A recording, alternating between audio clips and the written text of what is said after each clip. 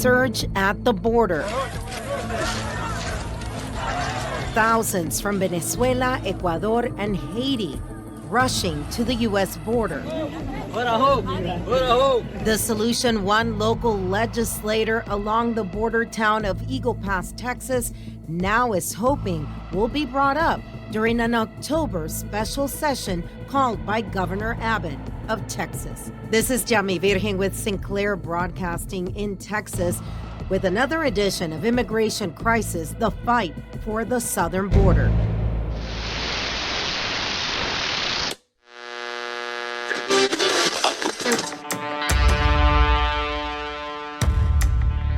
It's been a long week and we are back in San Antonio for a couple of days. I'm sure we'll be heading back to the border.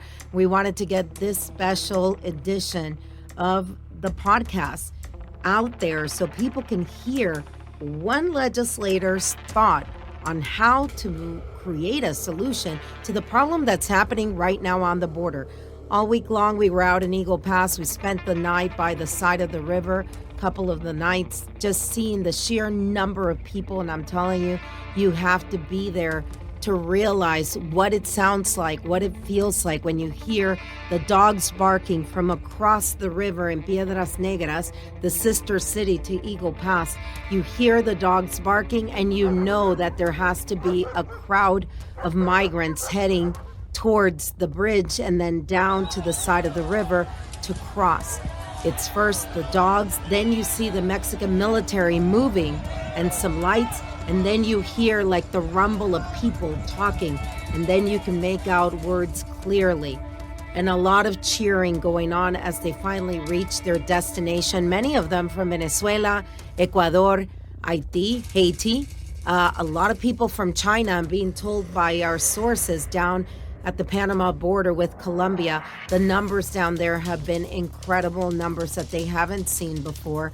Due to rains on Friday, the number of people that were riding down the river in these canoe-type vehicles or boats that are called piraguas by the Indians in Panama, the flow slowed down a bit to about 1,500 people that were being transported from the edge of the jungle down the river. It's about a 3.5-4 hour ride all the way to the first camp that Panama has set up to be able to register and then run through the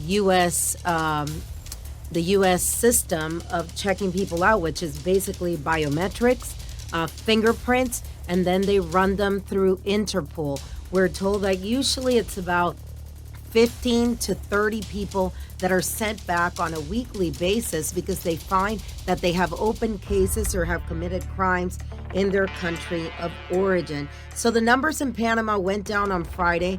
I am waiting for the latest numbers to see if they've gone back up. The rain slowed everything down in Panama, but the numbers here have gone up because the number of people, or those people who went across in Panama 3 weeks ago, are the ones that we're starting to see here now.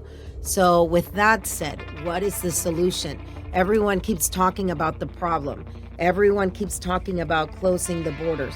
You can close the borders to a certain extent. What one state representative is now suggesting is to charge people $2,000 to be able to come in. It's a processing fee.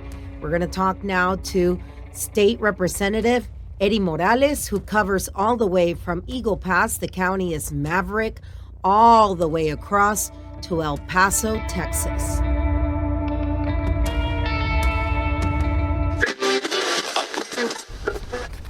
Talk to me about this morning. So you woke up and you had 4,000 new migrants out there.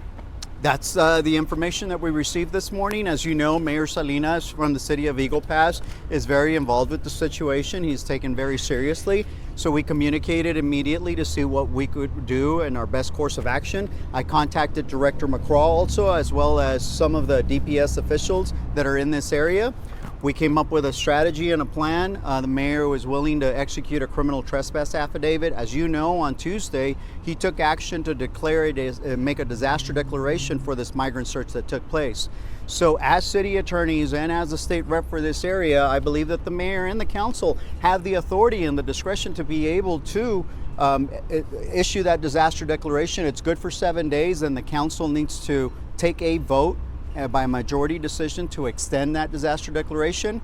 And by purview of taking that disaster declaration, they can also then do this criminal trespass affidavit, which we've just revised. As you've seen, the latest modifications made to the criminal trespass affidavit. It's my understanding that if the mayor has not signed it already, he will be signing it very early tomorrow morning.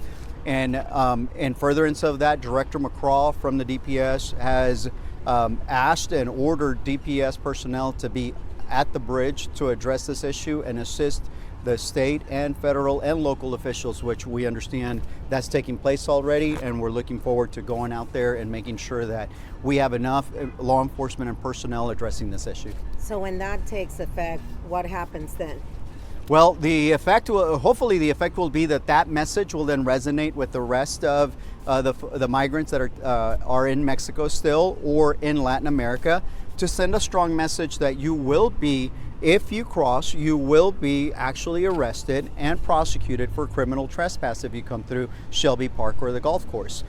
It is a serious step that the mayor and hopefully the council also, once they vote on this issue, that they're taking. They're putting their foot down because the resources are not here. The funding amounts that are needed to be able to address a migrant surge of 4,000 or 5,000 people is not available here, and we need to do more. As you know, I was a Democrat and I was the only joint author of Operation Lone Star. I still support many of the actions that Operation Lone Star and the funding that came with Operation Lone Star last session, as well as the additional funds that we appropriated this session, which was, last session was $4 billion and this session was $5 billion. So we have over $9 billion in the last 3.5 years that the state of Texas, with the Texas taxpayers' monies, have allocated for border security. But the message needs to now go out to Texans, to elected officials, that we cannot continue doing this and expecting different results when we do exactly the same thing. We need to come up with solutions that are going to address this migrant surge and not just keep trying to address what's right in front of us and these migrants crossing. And that's why the Texas Migrant Processing and Jobs Plan will work. We need more bipartisan support. I'm asking the governor to see if he can, in this October special session, if he can place that item and call that item also on immigration and a migrant surge, and make sure that we have a plan that we can have bipartisan support so that we can address this issue so that it doesn't continue to happen and we don't keep wasting and being inefficient with the use of taxpayers' monies. Okay. And your plan, and I know we have it, but I want it on this recording. Sure. Tell us what the plan is. So let's just take Eagle Pass, right, and the Del Rio sector for example. We have created, by our own actions at the state and the federal level, we have created this industry for cartels and human smugglers, where it's created a $1 billion industry for the movement of these migrants. We need to take that away from the cartel and the human smugglers, and the state of Texas needs to initiate that processing through our dry land ports. We cannot expose our law enforcement out there in the river or treat migrants inhumanely, to address some of the concerns that are expressed by both local folks as well as those folks in the interior of Texas and in the U.S. If we were to charge every one of these migrants when they first were starting to come in, the mayor of Piedras Negras did an audit of them. And it was found that they had $2,000 to $5,000 in their pockets, because that's what they have to pay the cartel and the human smugglers to cross them. If we took that industry away and the state of Texas charged a processing for an ID with an RFID chip, so that we could process them through our dry land ports, and we can also put special conditions on them, like if they come and they reside in Texas and they cross through Texas, they're going to have to pay that initial assessment fee of $2,000. Just using the Eagle Pass Del Rio sector numbers alone, we had 1,600 people crossing daily. That would generate $3.2 million a day, and it would generate over $1.2 billion annually in actual renewal fee, fees that we could charge the state of Texas. Then we would have renewal fees on a yearly basis. And I'm also proposing a state migrant income tax that would be assessed so that we can maintain some sort of revenue that would be coming in, so that we can continue to address it and send it to our border for border infrastructure, and also to combat the illicit drug trade that's crossing through our ports, and also the fentanyl that's crossing, and that the governor has made a #1 priority in fighting fentanyl.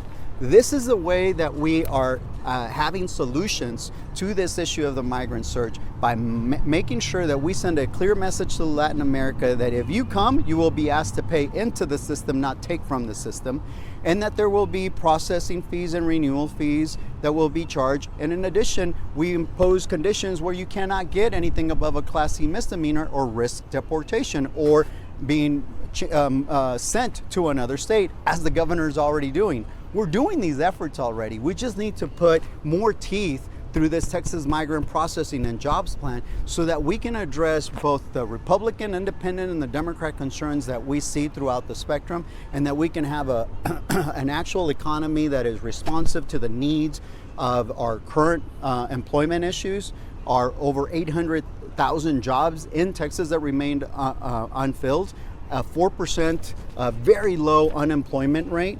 And we have issues with, construction projects in our major cities that remained on standstill because we don't have enough personnel to address this. We have farmers and farmlands that have lost crops or do not have enough personnel to address this issue. We have the hospitality industry, which is in a heavy format. It depends a lot on these migrants also. We would be able to provide a platform by which employers would feel comfortable and would know that they can work with these migrants, and they would be able to employ them without having any criminal repercussions on the employer side. The employee also, the migrant, would also be gainfully employed, would not be subject to, having to receive any state benefits or federal benefits. And we would put those conditions on them. And in addition to them, we would also do nothing above a Class C misdemeanor to make sure that they remain in good standing and that they know that there's consequences to their actions. And we're going to have more this week. We have a ton of interviews that we want people to hear in their entireties when we were out there in Eagle Pass. A lot of times, because what we do is TV, we only have a certain amount of time to fill or be able to do a story. So therefore, these interviews are valuable so that people can hear them for themselves, and they're unedited, so you can hear exactly what those that are in the middle, right in the middle of all of this, on the border, in the epicenter, have to say.